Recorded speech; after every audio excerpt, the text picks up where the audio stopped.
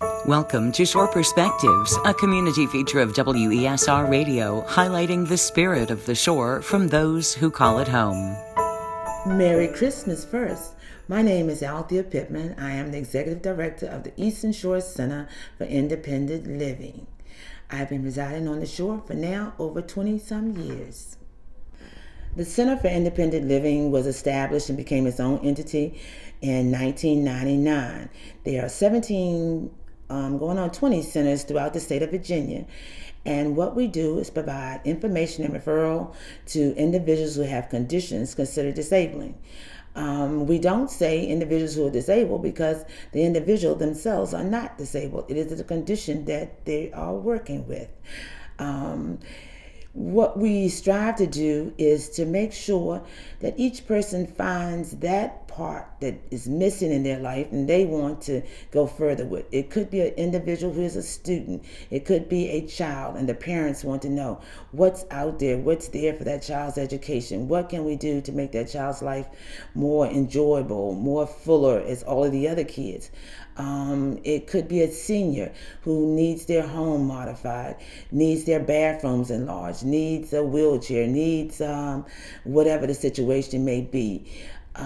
So we deal with each individual based on what their needs are, because what we stress to do is to tell a person that whatever your condition is, it doesn't determine what your life can be. I'm a totally blind person, but blindness does not determine what my future will hold. It doesn't determine what I can do, where I can go, what I can be.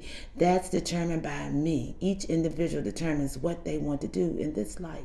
Society has limited people by first wanting to see, oh, that person is disabled.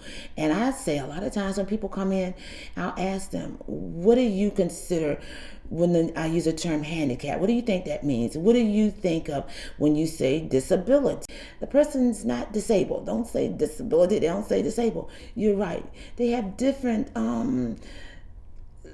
levels of abilities that we use. So concentrate on the ability, not the disability. That we stress that. Don't concentrate on what the person you think can't do. Concentrate on what they can do and let them, just add to whatever it is they're doing through what they can do. During this season, I think back at childhood, and I think back at being a young person, and then I think back now of being a senior person. And I think it's what you're taught as a child. It's what you're allowed to know. My mom and my parents, my grandparents, and everybody used to say, the sky's the limit out there. Reach out for what you want to do. First, as a young girl, find out what it is you want to do. Find out who you are. Find out what you want to do as a person and develop that, either in reading and going out and experiencing things and meeting people and learning new things, but always realizing that if you want to accomplish something, it's up to you to do it. If you want to save something and have something in life, it's up to you to make those sacrifices to do what it is you need to do. So when blindness came on at 27, I didn't really know anything about blindness or blind people, but I kept saying and waiting for this big shoe to fall with this blindness thing that everybody was telling me, oh, you're going to change, you're going to be so this, so poor baby, you can't do that. And I kept saying, yeah. Well, I waited to see. And one day riding home in Baltimore on a bus coming from a training, and I kept saying, I'm waiting for the train, and I'll just be looking out at the window trying to see if I could remember anything that I was seeing, but I was really not seeing very much of anything at that point. But I kept saying, and God said to me, you're still the same child, the same person I developed and brought to your mother when you were a baby, before you were even born. And some of the same qualities you have, the good and the bad that's in you now, you still have them now. Develop them. Don't give up on what I've given you, because everything, as I have said many times, everything works together for good to them who love the Lord and according to his purpose. Well, my grandparents always said, don't forget your first love. Don't forget your Jesus. Don't forget Sunday school lessons. Don't forget. So I just began to say, well, if I'm the same person, then maybe I still have that same get up and go and belief in myself and other people, that we can do what we want to do. What I strive to do is help people realize. Some people will say, well, Althea, I didn't really know what to do. I didn't know whether to come over and ask you so-and-so, or I didn't know whether to see if you wanted me to assist you with something. So I just didn't say anything to you. Or I didn't go over there to Miss So-and-so's child because I didn't know how to approach that person, or I didn't say anything to them, or I told my child, no, get away from here, come over here, don't say anything. And I say to people, but let's don't do that.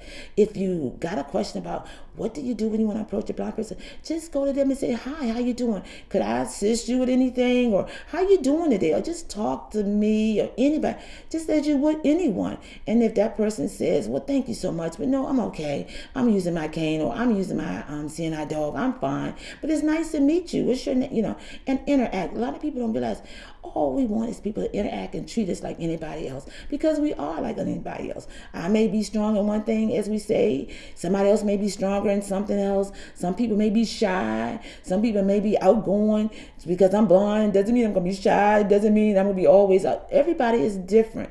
But just deal with each individual individually. And we try to tell our participants, well, if you hold back and don't talk to that person, or don't go over to that person and introduce yourself, maybe that person is waiting for us to do it. Or when they come over, just talk to them and realize that many times before I became blind, I didn't know blind people, so I didn't know either. I was just like the society thinking, well, blind people don't do anything. Everybody takes care of this person. But you don't know that until you get to know that individual. So that's what I say to people.